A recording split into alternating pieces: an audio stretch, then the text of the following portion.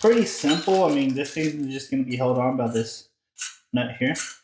So we're going to turn these off, let the water out of the hose, and then undo the hose. Our hose is on now. Okay, you can see we got our 2 hoses off. There's 1, there's 2. Make sure you get a towel down for the water that comes out of the hoses.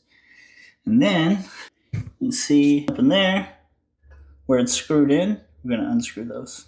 And it should come out as soon as I unscrew those. And now that I got the nuts out, it comes out. There we go. This is how I'm going to have this one set up. It comes with an O-ring that I'm going to be putting on top.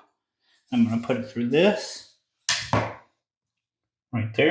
And then I'm going to have this O-ring next. And then this ring.